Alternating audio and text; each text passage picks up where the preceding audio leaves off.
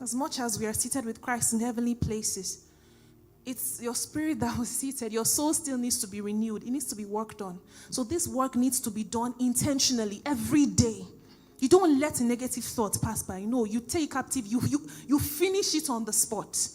I mean, as I was teaching yesterday, I even remembered a particular thought that took root, and I didn't even know that it took root till a while ago. And so I think I can't remember the topic I was talking about, or rather the point I was trying to emphasize, but I was literally just talking about basically things that must have happened that's just enforced a particular understanding. So I gave example. I said there was one time that I was in primary school. And when I was in primary school, I wasn't very good in some subjects. I wasn't very good in some subjects.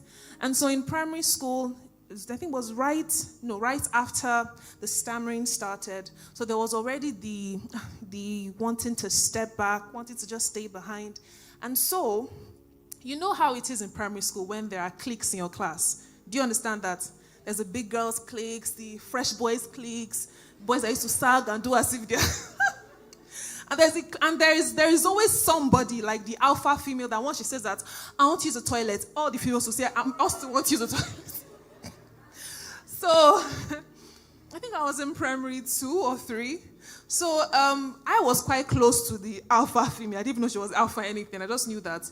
She said, let's be friends and everything. And then we're friends. We're playing up and down. It was the first day of school in a new session. I didn't know her before then.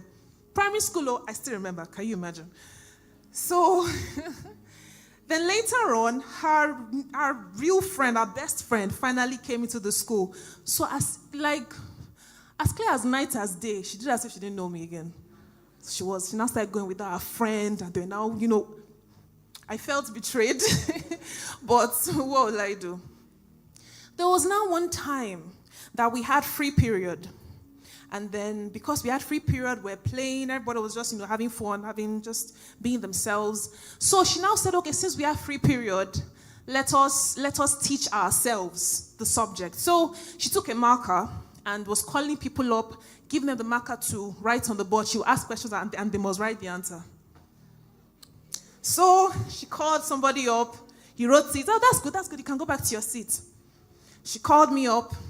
What is this? I wrote what I knew. She called somebody else, another guy up. What is this? He wrote it. She called me up again.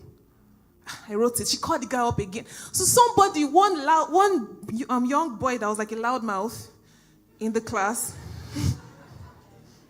So he came up and said, why are you always calling Dara? Oh, is it because she's very... Do you understand that? The brother I said was like a loudmouth, but I believe he's saved now and the Lord has helped him. He said, why are you always calling Dara up? Why are you calling Dara? Oh, is it because she's very... So I said that this boy just said I'm very... What does this mean? To who, me? And that image just stuck to my head. Like, I don't know anything. Is that why she's calling me up in front of everybody? Is it true that I really don't know anything? I'm dull? And that thing also stayed in my heart for the longest time. And at a point, we stopped the lecture and I was like, parents, intentionally speak over your child every day, uprooting negative thoughts. Lay your hand on them and say, I uproot every negative thought planted by the enemy. It's important that you do this, as parents, even as caregivers, to your nieces, nephews, please intentionally do this. That thought stayed with me that I truly don't know anything. I don't know anything. I guess I actually don't know. I don't know. I'm not smart. I'm slow. Like, it just stayed with me for the longest time. And this is why even after I got to another class, and then there's one teacher a very sweet lady that till today, I know her. She attends Glory Tabernacle. She was my class teacher in primary 2. There was one time that, she was telling everybody she gave everyone classwork, and then we all did the classwork. And then there was one classwork that she gave us. It's the same classwork. And then she said we should write the answer. I wrote my answer. And then I submitted the book. She now called me back. Because I wrote something that she was like, is this you? It was really good. So she called me back and said, spell this. I now spelled it. I said, Dara the professor. And that one too stayed, bam. Hey, I'm a professor. Words. For the longest time, I'm like, I'm a professor. And that one stayed in my heart. Like, as if it just came to just. So now I have, there are now two images. One that somebody said that she's very, and the other the teacher said, the professor. That is why, even as you are, whenever you can speak words of life to children especially, please do so. Water them. You have no idea what your words are doing. You don't know whether God has placed you there to counter a negative thing that the enemy planted. Are we together?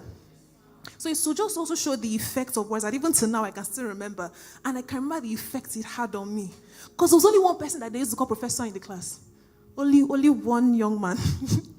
And then she said, the professor. It stuck to me. It gave me such a joy. And I was so happy about that. Now, moving on.